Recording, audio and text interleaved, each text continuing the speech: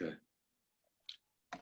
Hello, this is Mark Tooley, president of the Institute on Religion and Democracy here in Washington, D.C., and also editor of Providence, a journal of Christianity and American foreign policy. And I have the pleasure today of speaking with David Koyzis, who is retired, although he's very youthfully retired, from Redeemer University College in Canada.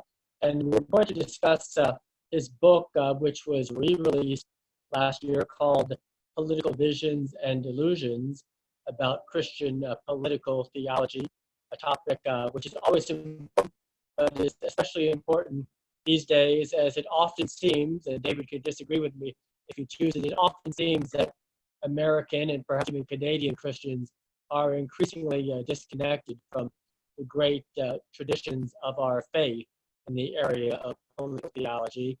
So we need the kind of reminders and counsel that David's book offers. So David, thank you so much for joining this conversation. You're very welcome. I'm happy to be here. So tell us a little bit about Political Visions and Illusions and what its main themes are. Yes, Political Visions and Illusions. I started writing back in the 1990s, and it was when I first began teaching that I was charged with teaching a course on political ideologies. And back in those days, there was no internet, so I had to look through these orange books in print to find something. And I couldn't find anything that I thought needed to be done, especially given that I was teaching at a Christian university. And so I began taking notes on this. This actually grew out of that course. It was published, the first edition was published in 2003. It went through 12 printings. This is at InterVarsity Press. And then the second edition just came out in May of last year.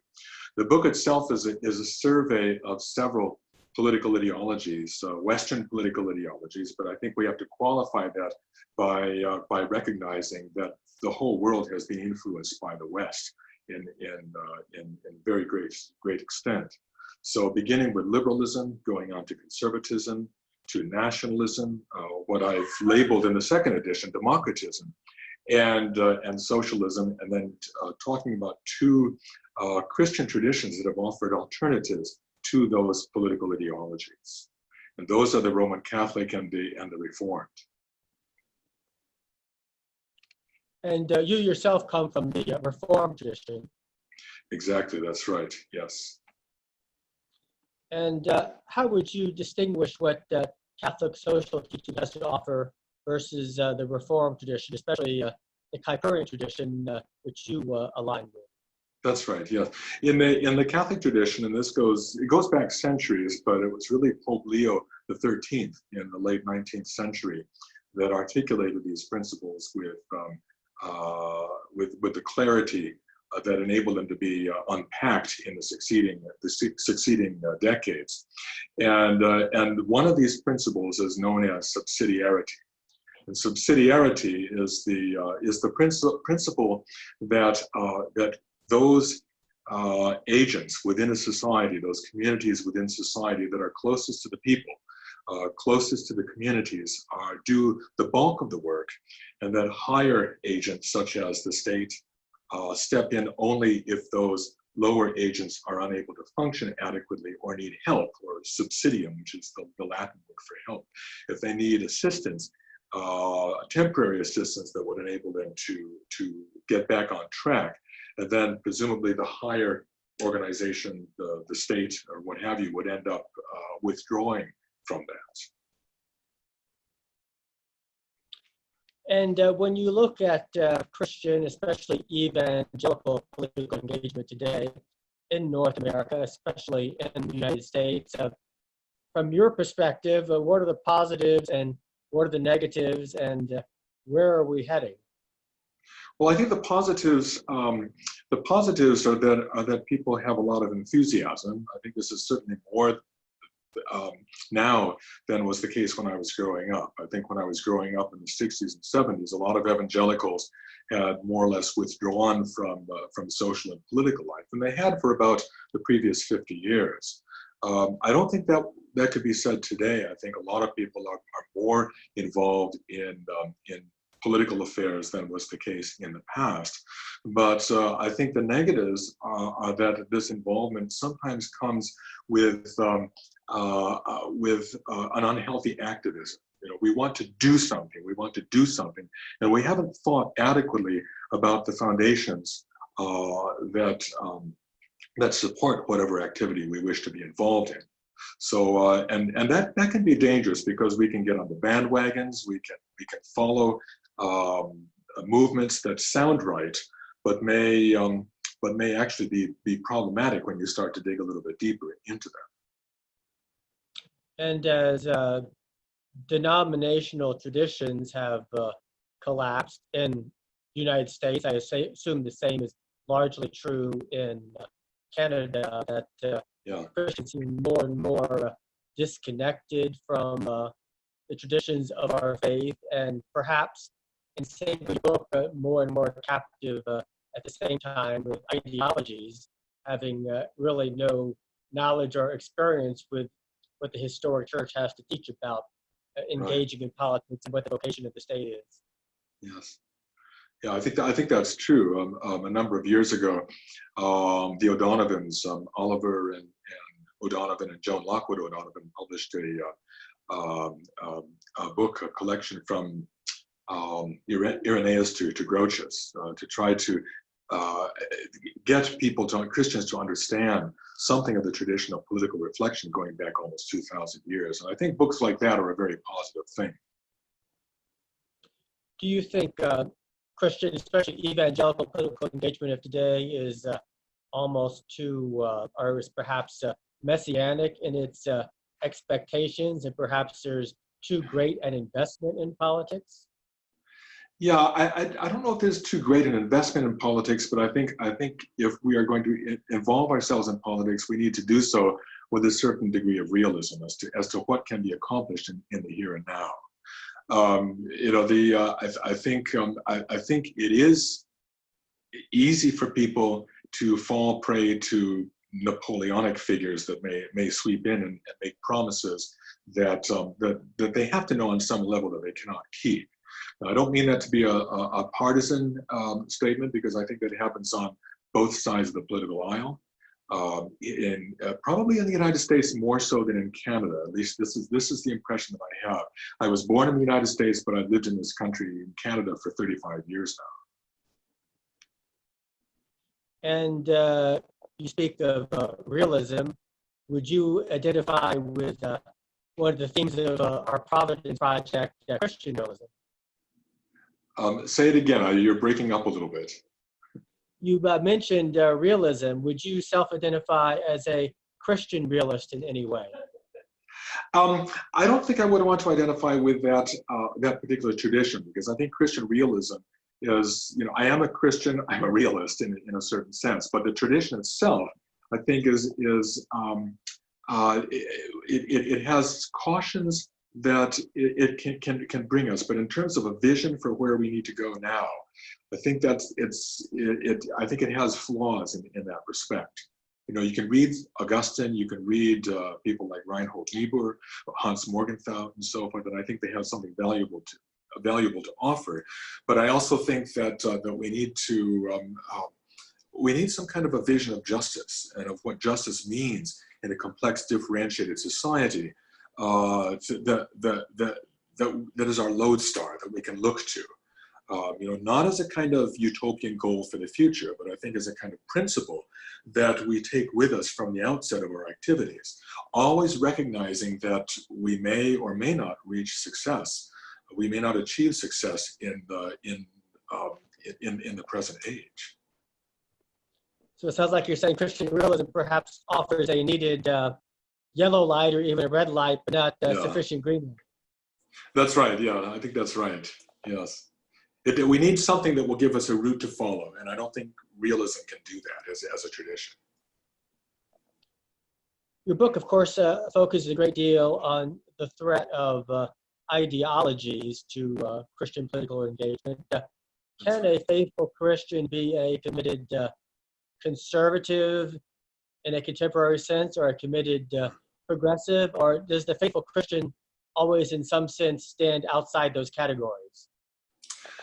I think in some sense I would want to say we would stand outside those categories, but we can ally with people that disagree with us as co-belligerents.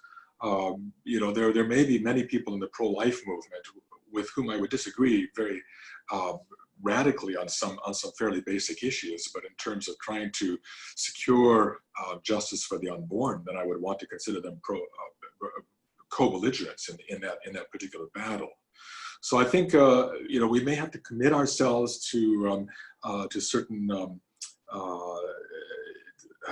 to certain issues that we believe are important, but I think we always have to do that, recognizing that our allies may have many flaws and may have many defects that we would not want to identify with, both on the policy level and at the deeper philosophical level.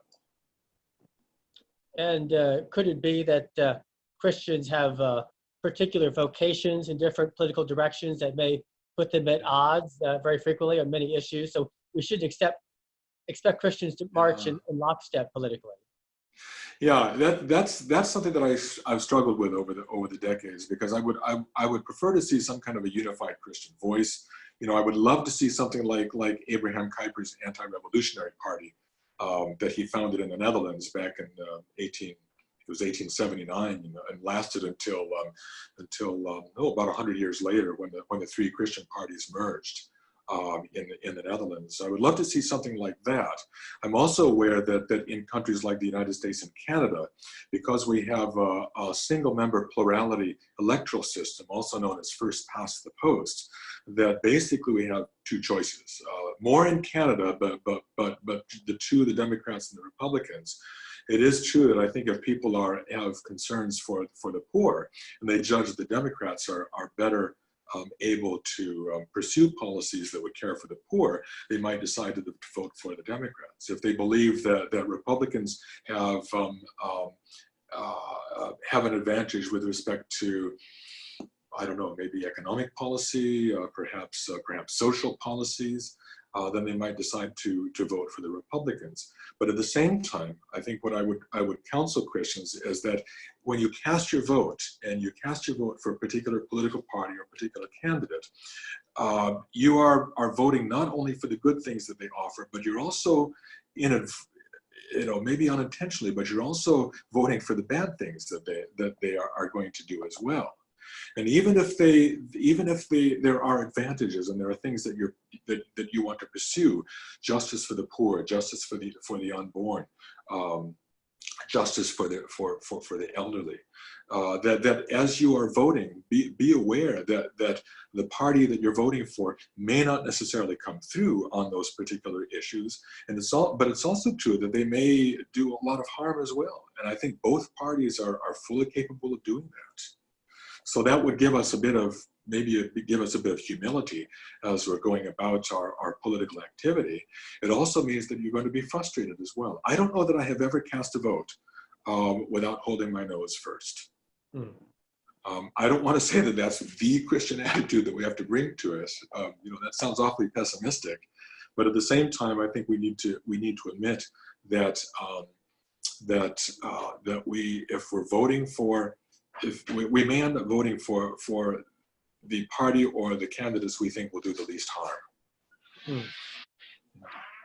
Perhaps less so in Canada, but certainly in the United States right now, we seem to be in a moment of cultural and political despair. Ross Douthat wrote his book Decadence before events of the last several months, which perhaps have added to that sense of decadence and despair. So perhaps the church or Christians have a calling at this moment in at least American history to offer a sense of more confidence and hope, would you think? I would think so, because we recognize that our hope does not ultimately lie in this present life, and that God's kingdom will come. We don't know how he's going to bring about his kingdom. He may use us in some way to advance his kingdom. I don't think we should ever pretend that we're going to build God's kingdom, as the old social gospelers thought a century ago. But I think God uses us to advance his kingdom, and we don't know the outcome. it may be that the things we're doing now will bear fruit maybe 100 years from now. And I think in this respect of the missionaries to China in the 19th and the early 20th centuries, believed when they were kicked out by Mao Zedong's communists in 1949, could never have anticipated that the seed that they planted would bear huge amount of fruit over the last 40 years. And I think that's absolutely remarkable. Maybe the United States and Canada will last, maybe they'll end up breaking up, maybe there will be some other configuration in North America.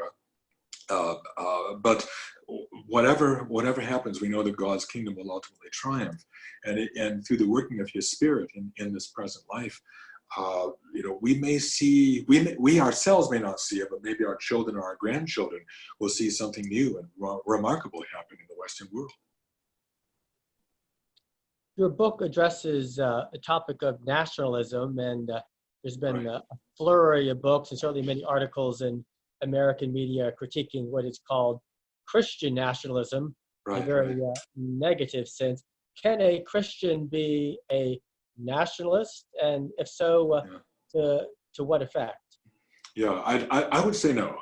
It's, the way that I define nationalism in my book is that it's a kind of idolatrous love of nation, whether it's a political entity or a particular ethnic group.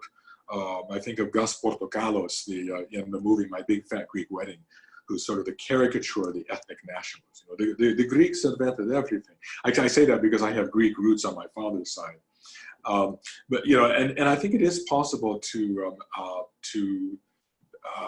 idolize a nation. At the same time, I think there is a kind of a tempered love of one's political community or one's ethnic community, if you will, that's perfectly legitimate in the same way that we love our families, we love our neighborhoods, we love our church congregations. There's a more, I think there's a more of a human love that we can give to people without making idols out of them. Nationalism, in my mind, is something which is already over the top. Maybe patriotic loyalty, perhaps, might be another way. I'm trying to avoid using patriotism because it's another ism, as it were. But if more modest type of patriotic loyalty to one's country, then I say yes, absolutely. And I think at this point, it may be that our political communities do not have enough of that, because many people do not seem to recognize the sacrifices that they may be required to give to their communities. And we have this lopsided focus on rights at the expense of the responsibilities that we bear to the communities of which we are a part. That's not just political communities, but it's all the communities in which we find ourselves embedded.